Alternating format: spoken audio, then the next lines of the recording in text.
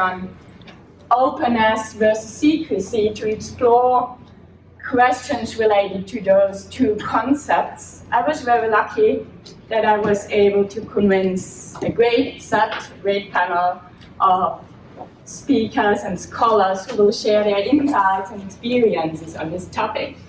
And in a minute, we will explore questions like what are benefits for organizations to be open? When is it beneficial to share knowledge, to give out knowledge and information? When does it make more sense for organizations to keep knowledge and information hidden? Is there something like a dark side of openness and transparency, unintended consequences? Can organizations be open and closed and secretive at the same time?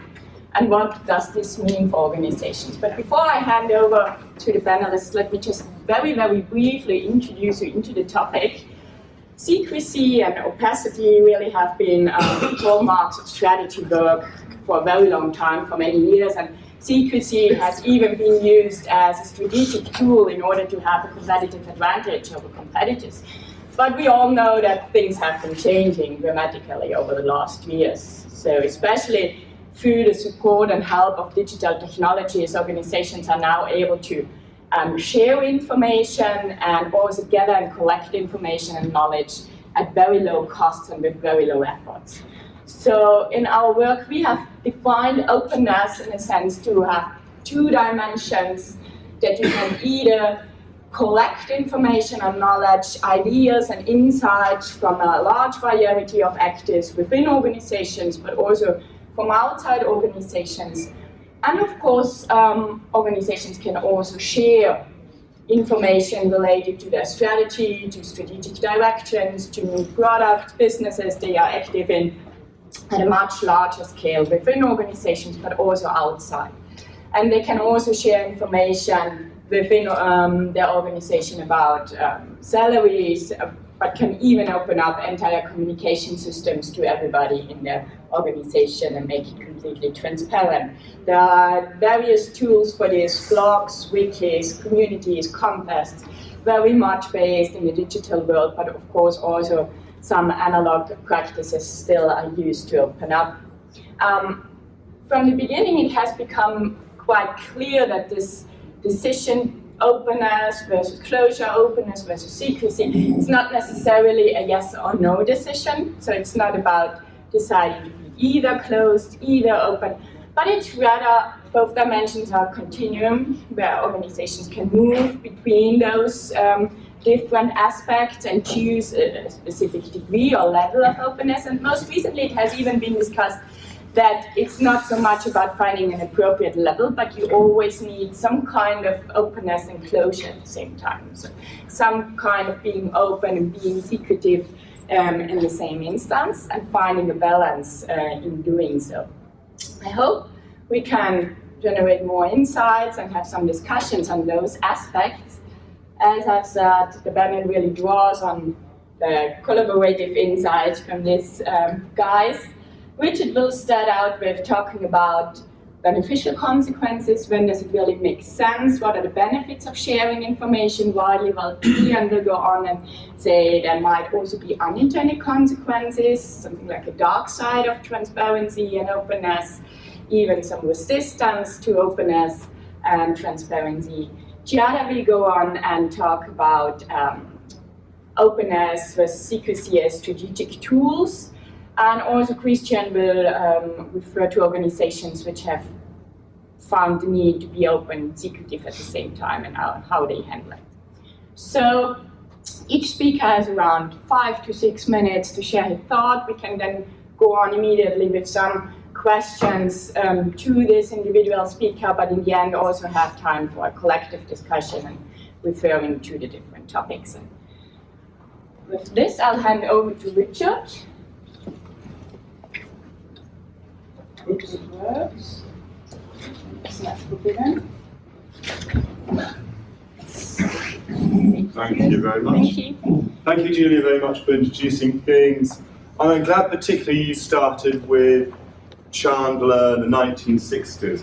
In a sense, what I want to talk about is how openness has developed over a long period of time, and is indeed some of the early experiments were very much analog. They're very much pre-digital, and I'm thinking actually of Gary Hamel and some of his work he was doing in the 1990s at Shell, to a certain extent prefigured many of the things which we talk about now as open strategy. In other words, he was trying to get people to generate ideas about a strategy for Shell in the 1990s and help renew Shell as a large corporation using paper, flip charts, and wall charts and pictures and things like that. So in that sense, I want to situate open strategy as something that people have experimented with a long time, both in analog and digital forms, and are now pushing further with the opportunities that we have. We also have a different managerial culture. It's not just simply a matter of technology, but also a different culture. Managerial culture amongst young people as well. So when do organisations benefit from being open and when don't they? I'm going to do the sell part. I think Julian's going to do the unselling or whatever the opposite is, but he's not going to buy everything I'm going to suggest. But I'm going to particularly emphasise a contingency approach to a certain extent. It's not for everybody, and I'm going to look at just one example of strategy openness where you can tell when it is more valuable than not. Okay? So, I think Julia's already introduced this very well, but I think of openness as two things. I hope you think it poetic as me, as I do. The open doors of inclusion. People can walk into the strategy process in a way that they couldn't before, in the old elitist stage. And the open windows of transparency, that we can see much more than we used to. In other words, it's multifaceted. It can involve all sorts of things, crowdsourcing, jamming, typically electronically or digitally supported. But it can involve things like analyst presentations on chief executive strategy, or by chief executives on strategy, which is quite a well-established form and beginning indeed to start in the 1990s. Way before what we might think of as the digital revolution. So let's think of open windows and open doors. Okay? 4 benefits I'm going to touch on, and the first is the main one: investor confidence and support. And when I talked about strategy presentations by chief executives, this was something, again, that Shell was one of the pioneers of in the 1990s. Up until the 1990s, corporations didn't feel the obligation to talk about their strategies to analysts or the markets or the public more generally. They would provide financial results, not a strategy presentation. I'm going to concentrate on that. Wider pool of ideas, that's the crowdsourcing idea. More rigorous strategy processes. I always think of this as the equivalent of peer review. There's a nice article in McKinsey Quarterly on how HCL does this, in fact. But if you invite your middle-level managers or your senior managers to be more open about their strategy, that's a kind of internal peer review. The people who know most about the feasibility of strategies, the people who know most about the real options, are very often the employees within the company. The more open the process is internally, the more they're going to be subjected to critical, skeptical scrutiny by the employees who are going to have to engage in those. So that's a form of rigorous peer review. And then there's improved morale and legitimacy. I think, Christian, you're going to talk about Barclays, and that would be the case I might mention, so I'll skip that. Investor confidence and support. We can value, quite literally, openness on strategy. So with Bashak, Yakis Douglas, and John Ard, we did a paper a couple of years ago where we analysed chief executive strategy presentations and assessed the response in the financial markets. Okay? Whether markets went up or down as a response to the chief executive strategy presentation. We found that on average there was a slight benefit, but only a slight benefit of chief executive strategy presentations. Where the benefits really come is where there's asymmetry of information. With a new chief executive who's in their first 100 days, still don't know what they're going to be like, or from outside the industry, we don't know whether they know anything about this industry, we don't know whether they're competent. That's when it really pays. So the value of openness for a chief executive can be measured by stock market reactions. And it's likely to be the greatest where the chief executive and their strategy is least familiar, least certain. So by providing your audience, particularly shareholders, guidance on the strategy, you will gain more confidence, your stock price will go up, you'll be able to attract more capital and be able to enact more ambitious strategies. So in that sense, openness pays. My suggestion here would be, and this is my final point, Julia, is that in reassuring financial markets about your strategy pays, if the stockbrokers, the analysts and stockholders need reassurance, so do employees. So my guess would be that we have a symmetrical effect, but a harder to measure effect amongst employees. Chief executive talks about their strategy, employees too, not just stockholders, gaining confidence, gaining motivation, and gaining their willingness to invest in the strategies which are being presented. It's contingent, but it does pay. Okay, that's my last one. Thank you. Thank you. Any immediate questions, comments? Maybe also from the other panelists. I have one, Richard, actually. Oh, okay. When you talked about openness, you talked about how open the CEOs here are about strategy, sort of explaining what they're up to. Yeah. Yeah. I sort of see openness more in the development side of things. Yeah, that they tell it afterwards. I would have not necessarily defined as openness, but as PR. Is that something where you disagree? Not entirely. In fact, Julian has, I'm pushing you now, Julian has a nice upstream, downstream analogy. Mm-hmm. To a certain extent, a lot of strategy openness is downstream in terms of, we'll talk about the strategy, the chief executive will blog, present to analysts, present internally through cascades and things like that. All that's good. But increasingly, of course, there's upstream. Mm-hmm. And that's where the crowdsourcing of ideas, the jamming may play roles as well. So it's both upstream and downstream. Does that make sense? Yes. Richard, on your last point, suggesting that the effect might be similar for employees, I think that's just really going to depend on the content of the strategy, right? Yes. If the strategy is about cost cutting and firing people, I don't think that's going to lead to much more. Absolutely. And in a sense, also, although I hope, sort of rather assume that it might be legible here easily, a bad strategy presentation can be very damaging to the stock market. And also, so openness cannot be about everything. It's typically not going to be about cuts. It's typically not going to be about mergers and acquisitions. It may not be about certain kinds of market or technology moves. But openness can be about other things. And I suspect that the other members of the panel will develop a more differentiated view. I think your point's important. It's not for all issues, and it doesn't always pay, it's contingent. I think there's a question of that. Good on the previous question. So could you please elaborate more on the type of the organizational processes? I mean, it's for all organizations, or depending on how they are organized, or is there any kind of argument about that?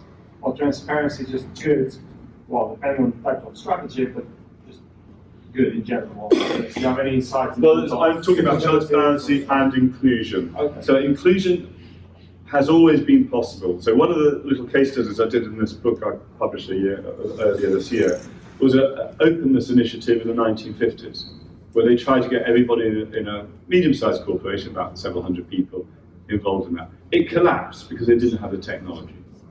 Now we have the technologies available. I think you can apply open processes in the creation of strategy, inclusive processes, to very, very large organizations, and the very, very well-known case is, of course, IBM. Now, that wasn't the only thing which was happening in IBM. It didn't define the strategy. I always make a distinction between open strategy and democratic strategy. No one ever votes, or hardly ever votes in an open strategy. It's still the chief executive's call. A case I'm working on with Violetta Splitter and David Seidel is a Swiss insurance firm, and they got 100 ideas, I think it was, for their new strategy. And about 32, 33 of them, about a third, came from the so-called open strategy process. Still, although there's open strategy process, the overwhelming majority came from the top management team. We shouldn't oversell this, though I'm here to sell. Yeah. Richard, let me get back on the point that was raised by Dimitri about the internal aspect, let's say, of this. So I'm thinking about literature. You mentioned mergers and acquisitions as one of those situations in which maybe transparency is not so good. But we also know that also in these situations of uncertainty, communicating with your employees about what's going on may actually be beneficial for firms. Yeah, absolutely. Transparency post-acquisition is really important. I think I was simply referring to, are we identifying targets we don't want to let the markets know beforehand? Yes, I think that's absolutely good clarification. Okay, so thank you. Later questions for later discussion, and I'll hand over to Julian. Thank you. So, thank you. I am going to argue, as it were, against transparency. Not that it's a really bad idea, but just it's got to be done with a little bit of thought. It's going to be a much more micro presentation. In other words, talking more about the micro behaviours that are associated with too much, too little transparency. It's also going to be entirely internally focused. So the issue about how you communicate to markets is not going to be part of my talk. Dan Cable is a colleague at London Business School. He's an OB professor. This paper was never really published, quite honestly. We ended up with a version of it in McKinsey Quarterly at some point. So yeah, I don't think I need to even make the case that transparency is a good thing. This is a quote from one of the guys who invented Scrum. Every salary, every financial, every expenditure is available. So there's a sort of a groundswell of opinion that full transparency can be a good thing. But we know anecdotally, as well as from some research, like nice paper by Ethan Bernstein in ASQ, some of you will know it, where he talks about a reverse Hawthorne effect. And the Hawthorne effect is, I work harder because I'm being watched. He discovered workers on an assembly line for phones essentially hiding their creative ideas because they were worried that they'd be evaluated unduly or unjustly. So I'm going to make the case that we need to overcome the information gap between managers and workers internally. That's one of the good sides of transparency, but if we take it too far, we create what I'm going to call an accountability gap, which I'll get back to. And I've got three arguments. I can't say for sure that there shouldn't be a fourth, but three situations, three aspects of sharing information, which, if it's taken too far, is a bad thing. So let's take individual pay and conditions. I'll ask my MBA students, do you think that you should know what your colleagues are earning? Would it be a good thing for you to have complete transparency on pay? There are some companies who absolutely do post salaries online. The slight nagging worry, of course, is that opens up a process of what's often called social comparison. And many of you, if you've studied OB, you know exactly what I mean by this. My colleague Dan Cable actually did a formal experiment in a Canadian company. The chief executive, the founder, had been giving out bonuses essentially according to his personal view as to how much value people had been adding. It was a small company, 200 or 300 people. And it was just his personal view, and some people a good bonus, some people a lower bonus, some people no bonus. Well, they were professionalizing the company. They got in a CEO to work for the founder. He said, we need to create a proper transparent process. So they created a set of KPIs. They evaluated people on those KPIs. They had a formulaic approach to how much bonus people would get. Transparency, and a proper experiment before and after studies. Transparency went up. Perceptions of fairness and trust in leadership went down.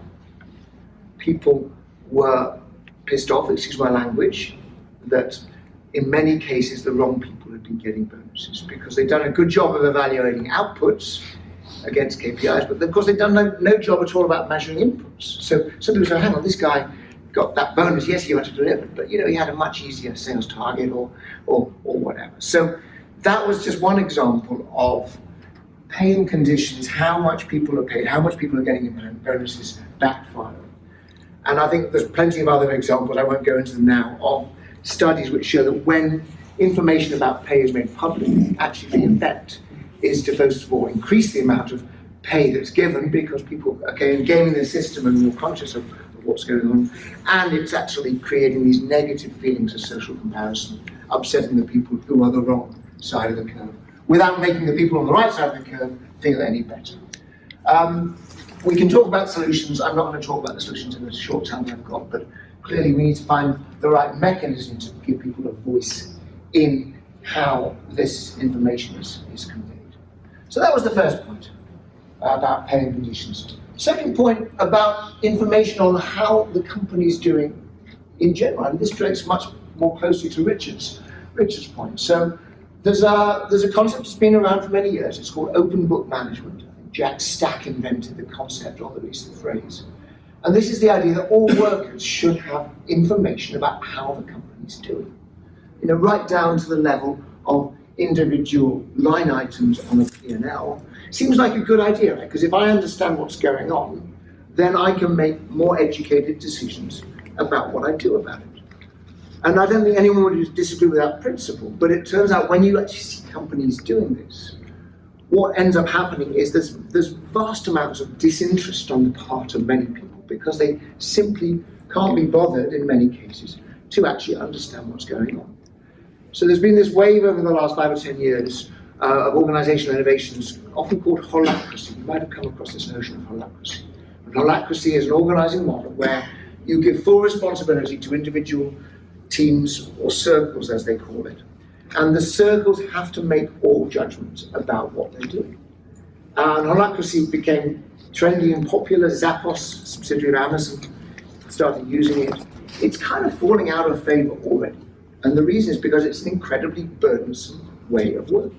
You're getting rid of a vertical bureaucracy and you're putting in its place a horizontal bureaucracy where people have to work inordinately hard to make often very, very simple choices. And for me, you know, we've got to get the balance right, as always, between how much information we give people and how much we keep hidden. But the bottom line for me is that you've got to be thoughtful about how much information you give and in what form. Because if you simply dump all the information about a set of issues on people who haven't got the bandwidth all the time, and perhaps even the necessary level of education to actually make sense of it, then you get disinterest and you get dissatisfaction. So I think that we've got to find the right mechanisms for sharing. Often, I use the word tempering body, often some sort of body that has the legitimacy of the workers so that they can actually interpret and make sense of this huge body of information about how the company's doing is a useful way. And of course, they have to be seen to be legitimate. They have to be seen to be acting in the workers' interests, as it were, not in the interests of the chief executive necessarily. But that's one mechanism I've seen working. So that's the second downside of transparency, creating burden and complexity on people who simply just want to get on with it and do their job. And my third downside, if you like, dark side of transparency, is around day-to-day activities and particularly creative activities. So think back to when you were a doctoral student. Perhaps some of you still are doctoral students. Would it be a good idea for you to submit daily updates on your progress in your doctoral studies to your supervisor? My guess is you would say that's not a very good idea. Partly because they might see how little work you seem to be doing, but partly because you don't want somebody evaluating your half-baked ideas, right? If any of you have ever worked in R&D or in a creative advertising agency, the idea that you would allow your client in an advertising agency to sit in on your brainstorming meetings, that is just the craziest idea, right? We can all agree that that's a stupid idea. And so if you think about what's going on in those two examples, there are many activities in a workplace where you're simply following a script. And if you're working in a call center, you're just chugging through a bunch of calls. Transparency there, you can see at least an argument for it. But many activities are in the kind of one step back, two steps forward variety, where you're going on a slightly rounded walk. You're not quite sure where you're going. We as researchers live this all the time. And in those situations, the last thing you want is somebody checking up on you all the time. And so in those situations, a modicum of opacity, a modicum of secrecy is a vital thing. Now, we can still create windows. We can still find ways of giving our supervisors or bosses some sort of a window on what we're doing, some sort of understanding also of the process we're following. But the idea that we would expose them to everything we're doing is nonsense. So, I'll finish there. 3 points, about transparency over pay and conditions, transparency over the day-to-day activities, and transparency over what you might say sort of the discipline of what's happening in the business, the costs and the revenues. In all those cases, some transparency is good, sometimes we don't too much. This paper essentially finishes by saying, look, there's this push against managers about giving workers the right to make their choices about everything. I actually think this paper shows that there's a really important managerial role around understanding the complexities of the business, understanding what makes some workers successful and what some workers not. So I didn't start this way, but as the paper finished, we ended up with an interesting point of view on what is the unique value that managers provide, essentially to buffer, if you like, information about what's happening from the people doing the work. So I'm going to stop there, and I guess we've got time for a couple of questions. Yeah, please. Yeah, please. So I'm wondering, Julian, whether you've come across any context where the organization is highly unionized, and when you mentioned the tempering body, where the unions are basically the self-appointed tempering body. That's right. So how does this sort of transparency play up in this situation? So, I mean, in a good, when that works well, it works very well, right? So in other words, there's a body that represents the workers, that both has the trust of the workers and the trust of the managers, then it plays a very nice role. So it's not quite a unionised environment. There's a big retailer in the UK called John Lewis, in which all the associates, all the day-to-day workers essentially are partners. And there is a body that's appointed by the workers that plays this role. The trouble in a union environment, as you know full well, probably better than I do, is that to get that body having the trust of both the managers and the workers is very unusual, right? And as soon as that trust is lost on one side or the other, then it no longer does the job, right? Because the management are going to be secretive to that body if they don't feel that they actually can trust them. So difficult, yeah. Unionized environments are fraught with difficulty in this situation because it's both sides has the potential of taking advantage of the other side. Yeah, please. I'm often wondering whether you have encountered any cases where it's inside a family business where controlling families are quite different in mindset in terms of managing its employees, in terms of career progress, and how does this? So the little example I gave of the Canadian company, it was a family company where the chief executive had been giving out the bonuses on his own whim.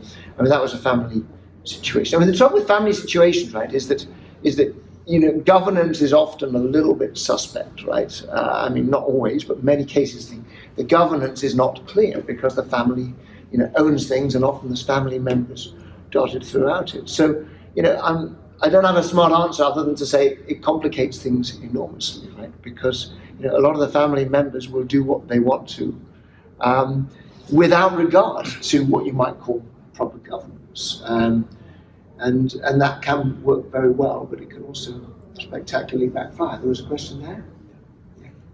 In your presentation, I think in Richard's as well, you consider transparency as something as active or even proactive. We provide.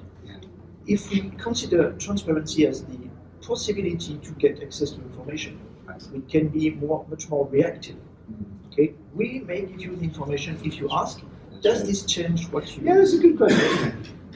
I'm reminded of the Enron failure, I mean the Enron collapse, the Enron scandal, where Enron's collapse was ultimately because of fraud.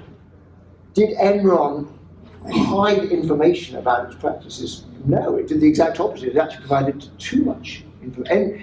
Everything about Enron was technically in the public domain, and the reporter who first broke the story spent months in the library trying to piece together the legal structure of Enron. So there's an interesting question about whether you are, shall I say, making this information available so that people can draw on it. But there's also this question about the form in which that information is available. And Enron were deliberately obfuscating, if you see what I mean. They were deliberately making it too complicated for people to understand. So So I'm not sure if that completely answers your question, but it's an interesting example of, there's no shortage of information out there, but being able to actually make sense of it is the challenge.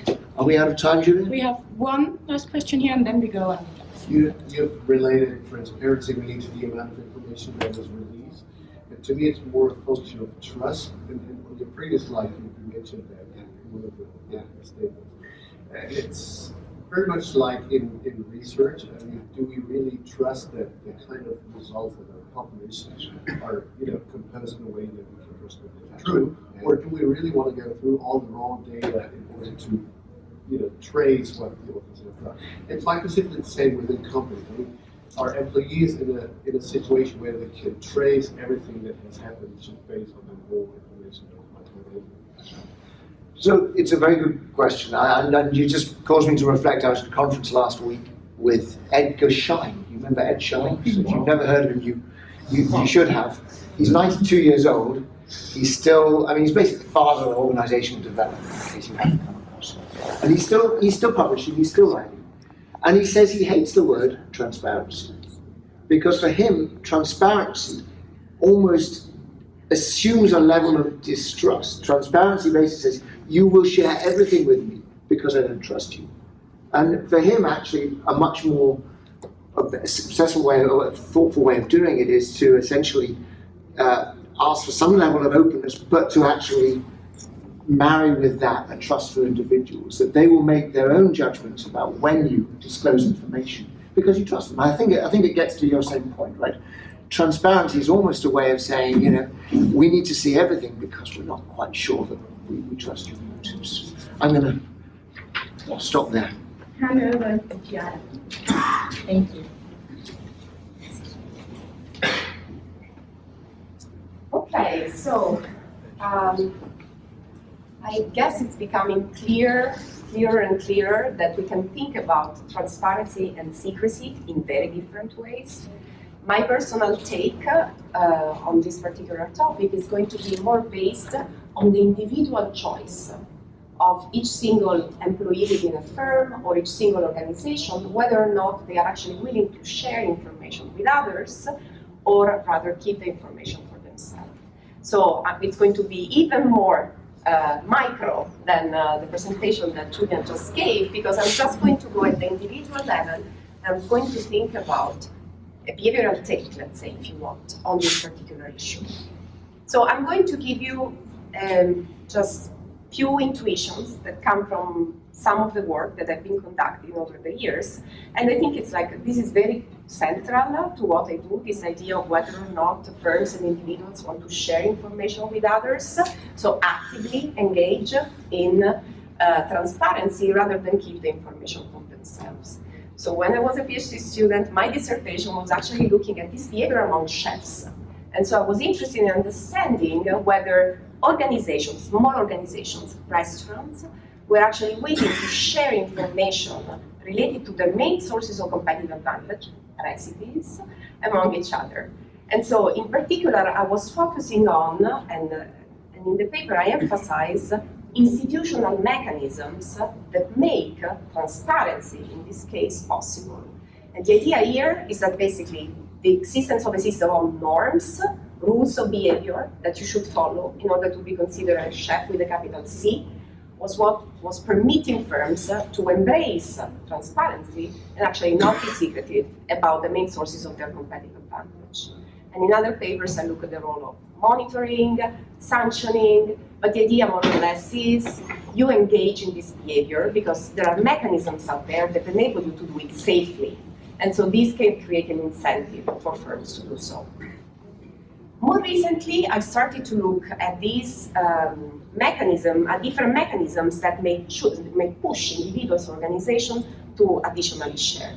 So there is a working paper that I've developed with a colleague, Maria Rita Micheli from the Essex School of Business, that I'm going to present in another session at 9:30 today, so that's kind of an advertising here, talking about the organizational climate and the role that organizational climate has in affecting the choice of individual employees within an organization. We look at physicists at CERN to disclose proprietary knowledge of the organization to other employees from competing units. So we are looking at a case in which employees from one organization share with employees from another, say, you can think of this like another unit of the same organization, and now the organization of climate pushes them to do so or not. And then what I would like to spend a little bit more time on is another working paper I'm working on with two colleagues, Elena Novelli from CAS Business School and Martin Etou, who's a PhD student at HEC, where we basically look at the role that openness and secrecy have, the drivers of openness and secrecy, in contexts in which there is collaboration and competition at the same time. So let me give you a little bit more details about this. What we did is we entered into a context in which there was collocation among potential competitors. So I'm looking at the context in which firms, let's say, or individuals are co-located, which is something that seems quite popular nowadays. This idea of working spaces, where basically open working spaces where everyone gets to talk with each other, with smart working, the idea that you actually go to some place where you can hang out with people from different organizations. What usually we look at is the benefits that you can get from that, right? The fact that you get to meet people that you usually would have not interacted with, that you can share ideas with them, you can benefit from learning from them. But what we don't think usually about, and this is what we're trying to do in this paper, is what can be also the dark side of that. The fact that these individuals, these organizations, may be in competition with each other. And so all this sharing and learning and talking may actually result in potential negative consequences for their organizations. And so what we did is to basically try and find a context in which we could look at the effect that being more or less in competition with each other may have in this propensity to share information with others. So to this end, we designed an experiment, a field study. In particular, we went to a coding school, which is located in Paris. And this coding school has a very peculiar recruiting program in which basically they are making all the potential new coders compete with each other over a month of training, which is called the swimming pool, kind of like you either swim or sink. And so over this month, they get the training and they're forced to collaborate with each other to do projects, but ultimately they're in competition with each other because they actually want to get access to the school. And so what we did with them is basically we got access to archival data on all the students and individual performance, group performance over the years that the school has been opened. They created for us a natural experiment, basically creating some sort of competition tournament among different guilds, kind of like Harry Potter style, in which they created 4 houses in the school, and they had the 4 houses competing for points. And then on top of that, we created an experiment. We basically changed the screen that people were looking at in different programs. And so for some intakes, they were basically looking at the screen saying, you should push individual performance. For some other batches, they were looking at a screen in which they were emphasized that collaboration is really key to success. So to be well-performing, you should actually collaborate. So what do we find across the analysis using these different approaches? Is that when you look at teams, we're interested in diversity. So when you look at teams in which actually there is diversity in terms of knowledge breadth, the kind of domains these people come from, usually this has a beneficial effect on the performance of individuals and groups, as we know from previous literature. But the moment in which competition intensifies, either because of the natural experiment or our experiment, we basically observe that this effect somehow is reversed. And so instead of having a good effect on performance, the diversity actually hampers the performance of individuals and groups. And the mechanism that we use in order to explain this is learning. What basically happens is that you stop sharing with your group members, because now you feel you're really in competition with them. As a result, the performance of the groups goes down, but also you learn less from the group, your performance goes down. And then the other dimension that we look at and we manipulate is the depth, the diversity of depth of knowledge. So the fact that basically you put together in a group people who are very good with people who are very bad. And so what we observe is that usually this composition of groups does not have a straightforward effect on performance. These groups sometimes perform better, sometimes perform worse. But the moment in which competition intensifies, we actually see this grouping these groups perform better.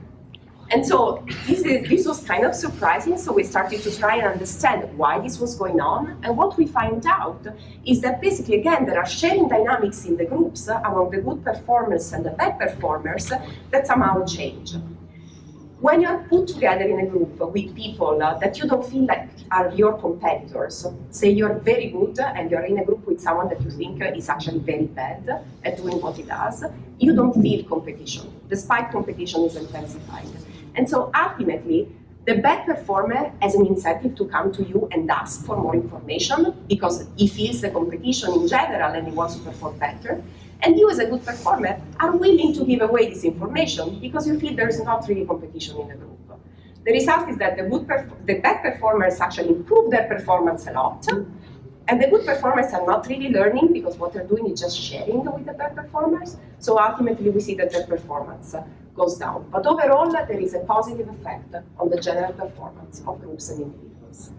So this is just an example, and it's very specific to this context, but I think it gives us a sense of potential moderators, let's say, of this relationship between being open or being secretive and performance, and also thinking about what may be factors that influence the propensity of individuals to actually engage in this type of behaviors. And that's all for me. Thank you. Thank you. Questions? Yes. In this kind of experiment, we have a kind of deadline, or the horizon is limited. Yes. What if people project in their future on how the impact of their collaboration, of sharing, will impact their future relation after the exposure? Can you consider how this may have an impact on the sharing or not sharing? Yes, so definitely this is not within the scope of the study, but I totally can see somehow where you're going. This idea of the fact that you are actually in a community and potentially there is this shadow of the future, if you want, of this repeating the game that somehow you're playing with other members of the organization. Clearly this is not a dimension in the study, but I think this actually has a big role to play in these kind of considerations. In the other two contexts that I was studying, you actually had this dimension much more. And then you could really see how people were actually thinking about the fact that they were wanting to be part of a community and wanting to remain part of that community as one of the drivers for them to actually share. You may ask, why would a chef share a recipe with a competitor? It's like kind of bizarre to think about that, but then ultimately what they actually told me is that they wanted to be part of a community. This goes through the idea that you can actually engage in this behavior because you're going to get other creative ideas. And I don't want you to see me as someone who's unproductive, and if I give you a recipe, then I don't have another one. So I'm going to engage in this behavior, and the fact that actually norms develop grants us the possibility to be part of this community together. So I think definitely this brings us more towards like potential institutional mechanisms that get formed in groups, in industries that somehow explain the behavior, and I think this is a very interesting take. Yes. Yes, please.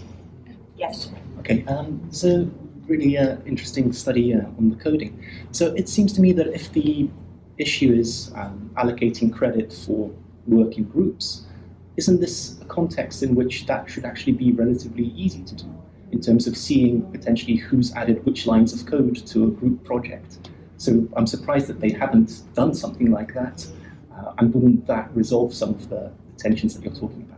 I think this is probably a product of the way in which the school that we operate with operates, in which actually they have tasks to complete as groups. That's actually usually happens over the weekend. So they have a full week, 5 days, during which they just perform individual codes, like create individual codes. And then over the weekend, starting from Friday night until Sunday night, what they do is these group projects. And in these group projects, they actually are evaluated as a group without any distinction, and there's just one submission per group. So the kind of like individual contribution in the eyes of the evaluator gets completely lost. Now, of course, you may tell me that this is something that gets lost in the eyes of the school, so the school cannot see it, but the group members will know who contributed more or less potentially to the code.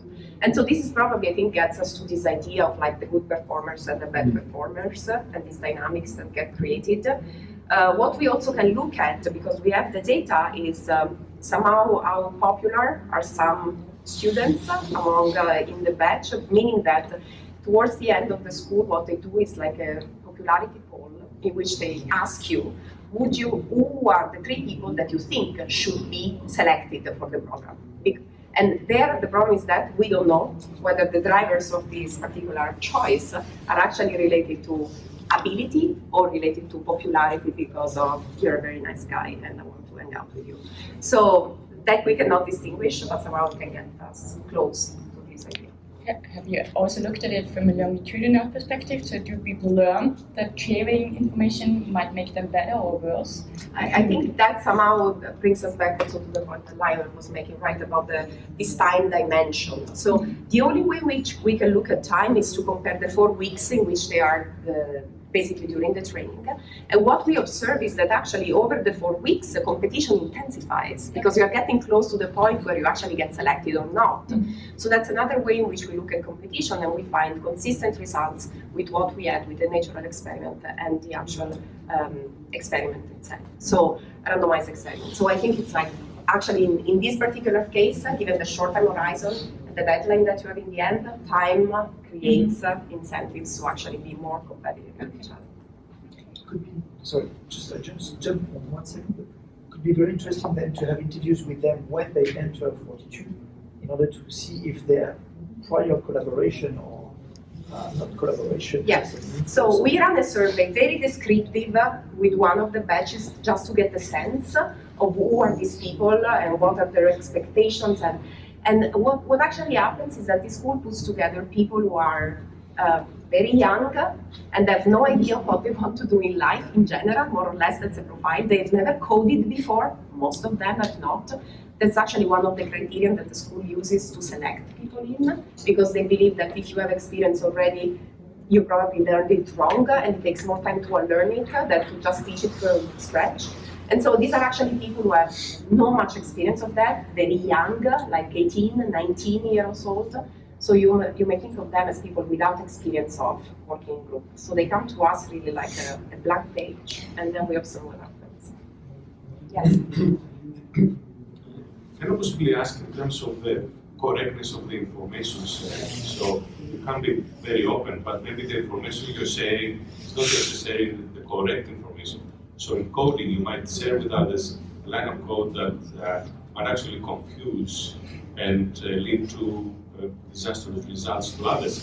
They might not actually know that what you said was incorrect. A good example is the Formula One, where teams might share, for instance, radio messages, knowing that other teams might hear that radio message, but actually it's incorrect information. So openness has an opposite effect. So is the correctness of the information mattering? Okay, so you're really thinking about something wicked here. I guess in my particular case, we kind of get rid of this potential confound because this is actually part of the evaluation that then enables them to potentially be admitted to the school.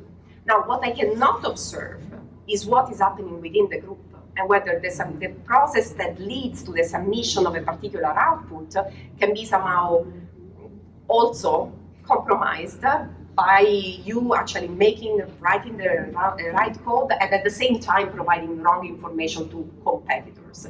That I cannot observe. It would be very interesting, but it's somehow, I would say, a different, more qualitative take that we could somehow give to the study, and I think it would be incredibly interesting to actually look at what happens once they are there. Okay, very interesting. Thank you. So, last question. So I would be interested, you told us the story about the coding school and how as a strong performer you have no problem sharing with people who are weaker. Did you find something similar with the chefs, or would the chefs prefer to share with other strong chefs because it's a sort of status thing? Absolutely. I only talk to the top guys and not to the ones further down? Yes, so that industry is much more stratified in that respect. What we observe is that really the community we were looking at with the papers, that I know you know well, are really like the community of like the high-end cuisine, right, gourmet cuisine. And we observed different dynamics, and when we actually were talking to these people, interviewing them, they were telling us that they have all the incentives of the world to talk to people that they perceive have the same status that they have. Whereas if the pizzeria around the corner goes and asks them for a recipe, then it doesn't really make sense. So we're really thinking about there, we were really looking at the top of the industry and the community of people who wants to be part, feels to be part of the group.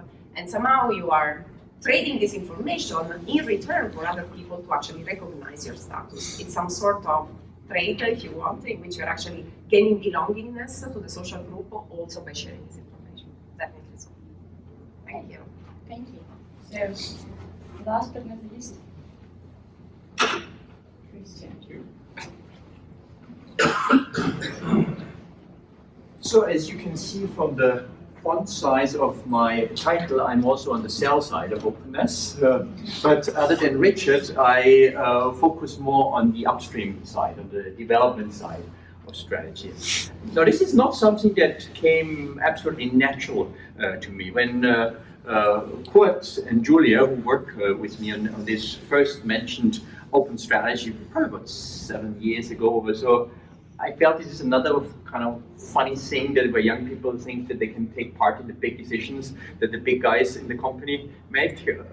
I sort of had early on some training in the Austrian army and a lieutenant in the Austrian reserve, where all our thinking is about you need to make sure that only a small cohort of people understand what's really going on, because if more people know it, then the enemy will find out, they can beat you. From that sort of thinking, which I think is common in corporations as well, I started off, but as conversations continued and we started to work closely with IMP, where Stefan is from, and Kurt actually is a part as well, a consulting company that specializes in open strategy. I was won over by the evidence, that it really does seem to work. Now, the points I want to share with you is based on the work the four of us do together with IMP that has done about 100 projects with companies, helping them to open up their strategy process. And we sort of revisited some of their projects, talked to the people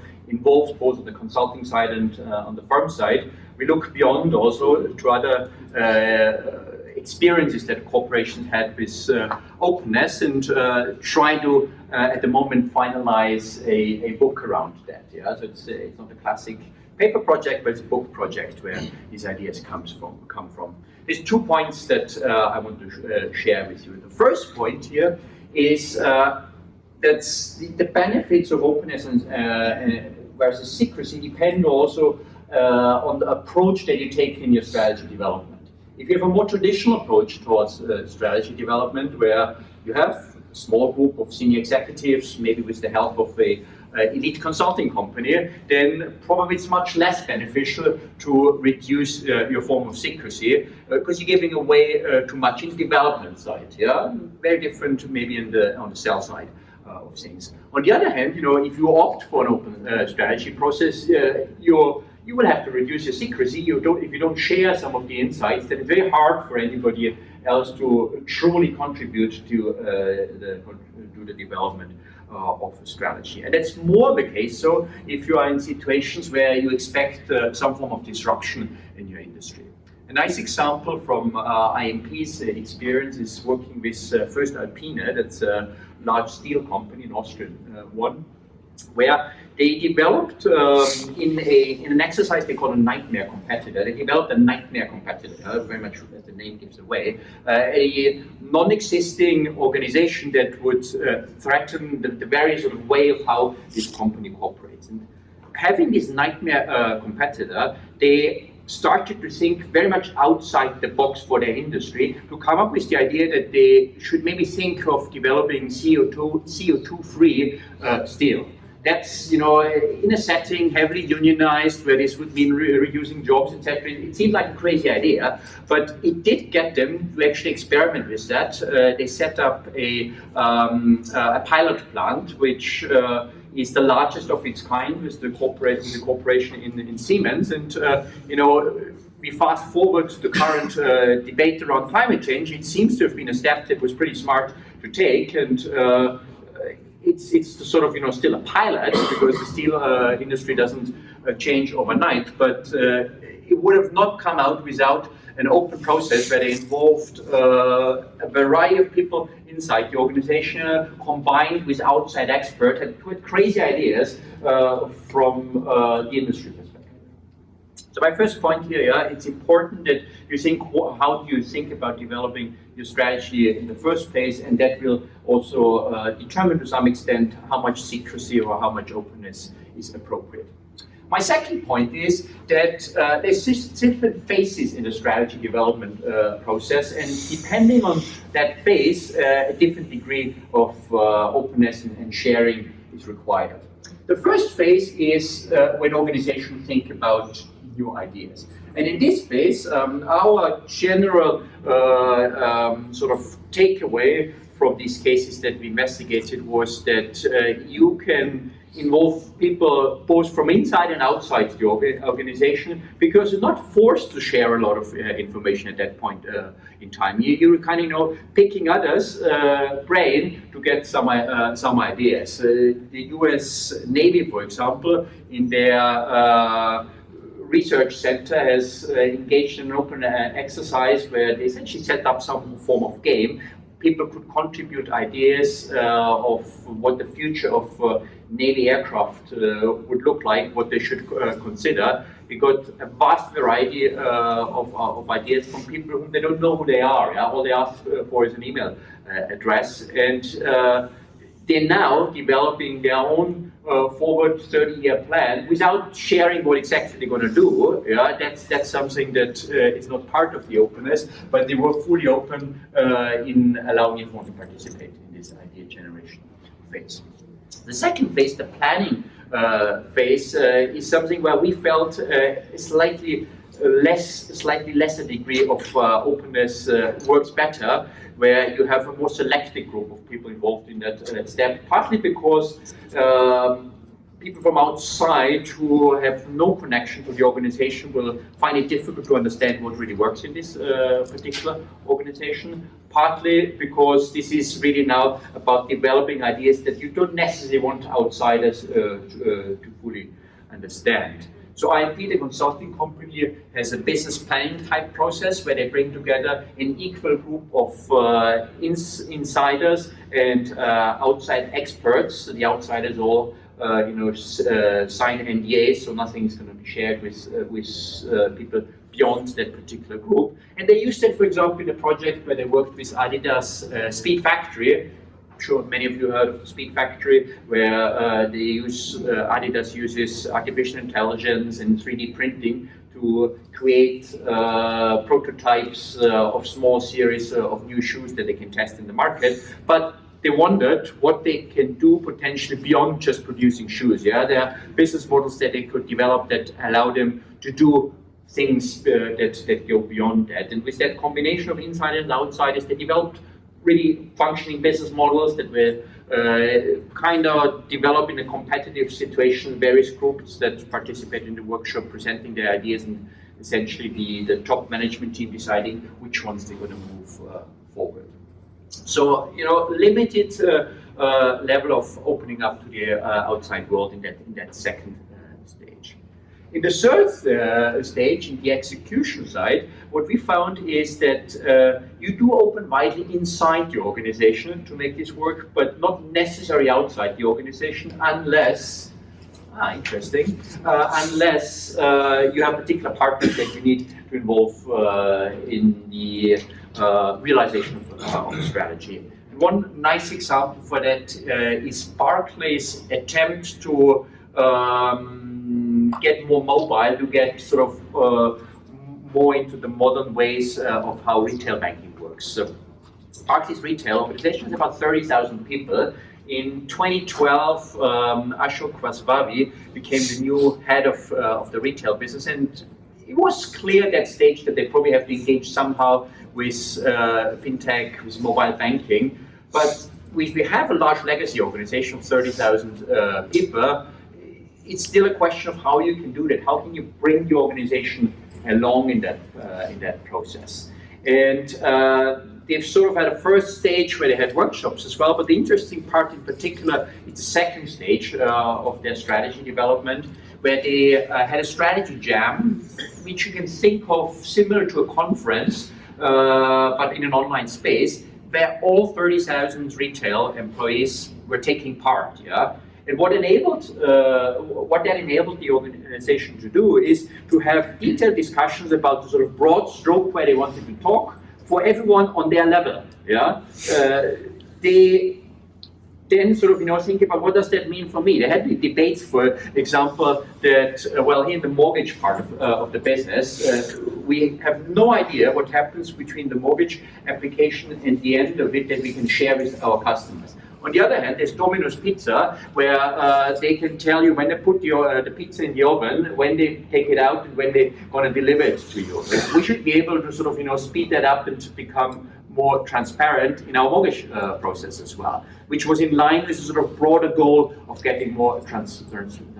So the beauty here was, is that in my view, strategy is not about the big ideas, but it's about the many small executional steps that you need to take, and in that process, that's enabled. Yeah? So the execution side is much smoother.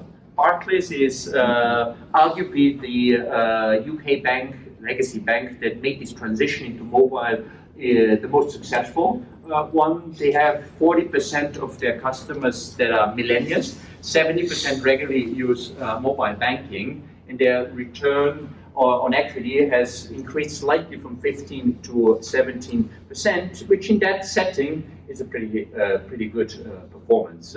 Ashok Vaswani was promoted twice since, so also his bosses were of the opinion that he did a good job.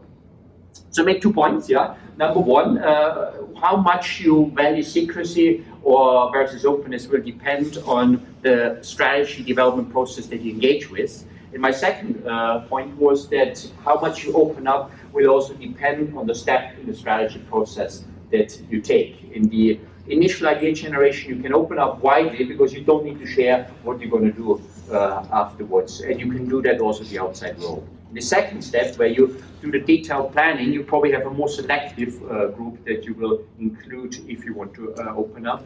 And in the final step, on the execution side, you do want to open up widely internally because people are more likely to be engaged in the execution of a strategy if they had a say in the development of it as well.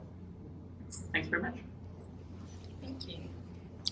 It's interesting that you talk about the different stages of the openness in the strategy process. I was wondering, I mean, you were taking more the firm's perspective in terms of in what stage or at what stage it's better to open or not. Yep. I was wondering from the employee's perspective, I mean, how their participation at the earlier stage might influence their participation at the later stage. For example, the idea generation phase, they might have contributed the idea, but later on they didn't see that the idea got picked up, and whether that influenced their future participation or... Absolutely, so massively.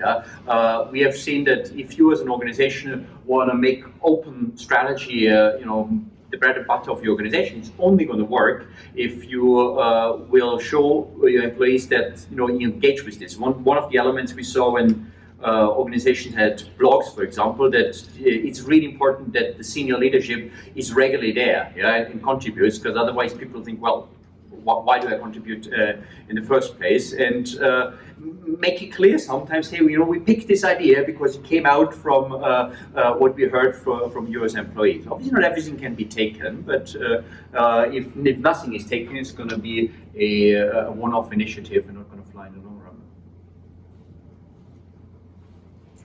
Christian, so this sort of process reminds me of, if I reframe it, of like a design-led process. So it's, is there any sort of example maybe from literature where strategy is reframed as service, and this process is reframed as a design of service for end users and co-creation of strategy to create value for organization? So I'm just borrowing terminology from design. So this is a sort of pretty theory-free piece of work that we do. It's very much driven by the stories that we collect, and our intention is to find recipes of how you can make it work. we are agnostic about, whether there's a design perspective or whatever behind that. But certainly what we do find is examples of organizations who do use it regularly and where they change the entire way of how they do strategy. We had a relatively smallish software house that we talked to, Saxonia. It's from the eastern part of Germany, who were flirting with bankruptcy at one point in time, and they noticed that they have to radically change the way they do things. The first step was that they just included a wider group of people, but then that kind of created the appetite. It's a small company, about 150 people. For the rest of them, we also want to kind of have a say, and in the next step, then they created a regular. If I remember, it's every 6 weeks they have sort of a small forum where people can chip in ideas. Just have 2 locations, so it's relatively manageable to ideas. And then every quarter or so they have a slightly bigger engagement with everyone who wants to. And they find that on average about a quarter of the organization does kind of go and have a say. So they change dramatically how they do strategy in that particular organization. And great results. Doubled revenues out of the red. So things worked quite well. So is that creating the conditions for this sort of process? Yes. It's interesting what you said at the beginning, is that sort of selection. How does the firm determine what process they select for the strategy? So in this case, there was some sort of urgency, and it's a small firm. Yes. So they are more. So it's the agile thinking, isn't it? It's creating the agile way of conditions. Absolutely. They talk about it. They talk about it in terms of agility. The sort of slogan, I guess, that flies at the moment. Generally, what Stefan, who is selling this stuff, to clients, notices that they kind of get more and more excitement around this type of offering. Partly, I think, because organizations are now used to open innovation, and this sort of the next step. Innovation is already kind of a bit close to the strategy side. Maybe we can take this extra step. IMP itself has, was it last year, where they won in Germany this Wirtschaftswoche, the kind of equivalent to Business Week, and they give an award to the most disruptive consulting company in Germany, and IMP won that award because they take this very kind of different approach, to their great pleasure, beating McKinsey and Bain into places. So maybe we have some additional questions for Christian, but we can also open up to additional questions for the panelists, because we have only 5 minutes left. So every question. Yeah, it's fine. I'm sort of wondering how serious companies are about this openness. It seems that millennials are expecting companies to act that way, but could that be just something symbolic where companies, collect input and then don't do it? And you have a lot of successful examples there where it worked out. But I could imagine also that you sort of just implement it to satisfy those demands and don't really do anything with those ideas. And do you have any examples? Great variants around this, where some do take it serious. Now, if they do a project like BASF, has recently done one where they had 400 experts that IMP brought to the project. This is a pretty big investment, and hence a signal to me, I'm not going to put that much money into a consulting engagement if I'm not taking it serious. There's cheaper ways to satisfy the millennials. But of course, organizations also have these discussion boards which are just there. No one ever uses them. It'd be interesting to know whether this was before or after BASF got fined for running the largest cartel. I think it was after, because it was just happening. It was just happening. I sit down as well. Any questions? Yes. So just now through the panel, there are discussions on being open to within the organizational boundary, right? But you also talk about information sharing to the broader stakeholders and to the public. Do you see any systematic differences between being open within the organization and outside of the boundary in terms of performance, in terms of strategy making? I just have one observation. I did some work with a small consulting company which was helping chief executives be open. And quite a lot of chief executives aren't by nature fantastic communicators. So one of the things that they were selling was the ability both to communicate well to internal audiences and equally well to external audiences. So it does require additional levels or additional types of skill which they may not have honed.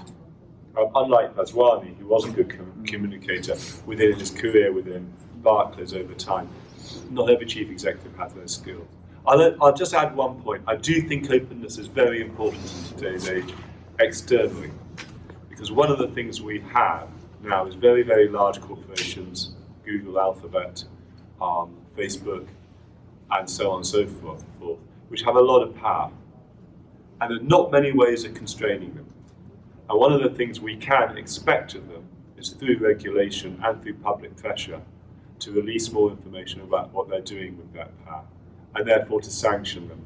And the Google walkouts, or even the Cambridge Analytica thing at Facebook, does give us a sense that openness can work to a small extent, not adequately. It needs more muscle from the regulators to constrain these companies with their very large corporate power. I wanted to make a point to Julia's sort of earlier presentation, because I saw something kind of interesting. Yeah. So you pointed out that when they open just the books and everyone has to kind of make sense themselves, that doesn't work. Yeah. And the difference that we saw in looking at these jams is that it's a very curated type of process. Yeah. It's not that sort of you just take it and that's it, but you have streams, you have moderators, you kind of guide the discussion, and then sort of, it's a process where it does become, digestible for the individual as well. Yeah, I mean, one observation on that, because I've seen those processes myself. If you open up in one of these jams, tell us, something new we should do, you get an awful lot of garbage. You get daycare for pets or something like that, right? Anyone who's been involved in running these things knows that you ask a deliberately fairly specific question to essentially ensure that the only people who actually get involved in a particular question are people who are actually knowledgeable enough to contribute to it and have actually done a little bit of work to make sure that they have enough credibility, if you like, to be part of that conversation. So, and I guess I shouldn't bring up politics here, but when you ask people to vote on a complex issue that they've not bothered to investigate, sometimes you get bad results. So there should be sort of a hurdle. Not in the UK, of course. I can't imagine. So there should be, it actually works in corporations, right? So you deliberately frame the question in a way that people self-select in. So this is something they feel a bit of accountability for, a bit of knowledge about it, and that's a good way of making these processes work more effectively. And I think that's also related to what we have found is in the idea generation process, you can't in this crowdsourcing process where you know on average you get worse ideas, but you want those few outliers which are way better than all the others.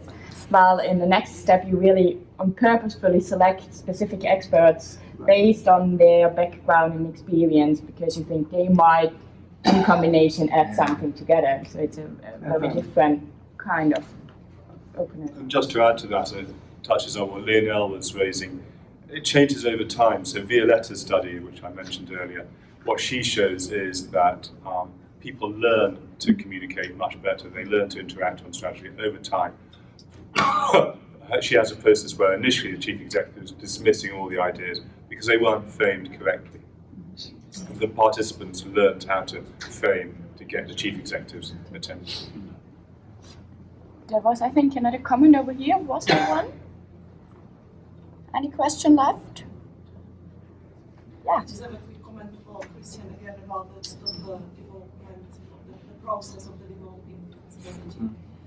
Whether maybe the initial openness could contribute to higher success of the strategy ultimately, because in this process of idea generation, you get a lot of garbage at the beginning maybe, so you fail fast to start with. So is there any in your study, can you see that because of this more open process? So we did a survey as well, yeah, where we had about 200 executives in the US and all over Europe who responded, and I can't remember the exact percentages, but it was in the 60% sort of range, 67 or so, who said that they got a more diverse set of ideas out of the open strategy process. There was somewhere in the 70s, there was sort of 70% range. There were executives saying that they found it easier to implement these ideas afterwards, and it helped them to communicate what they had in mind. To some extent measurable, but survey data. Yeah. Okay, so I think we are already over time. I'd like to thank everybody, especially the panelists, for their great insights. I think we have seen that openness and transparency, although we have seen provide benefits, and we have also heard it might be expected and something that organizations need to consider today, still it's not so easy to say how and in which form, because we have heard also that it can also have negative consequences if you just open up fully and burden people with the complexity and additional tasks. So it's not easy to find this delicate balance that we have been talking about in every instance, in every phase, for every purpose of organizations. And I think organizations have to consider a lot of things that have been mentioned, and also which came out at the micro level is very important here, understanding why individuals are open, how they expect things to turn out, what are their specific expectations, and what might be consequences on this micro level. So a lot of things to be investigated in the future, and hopefully we meet again in London next year, also in a panel again on openness. So thank you and have a great day.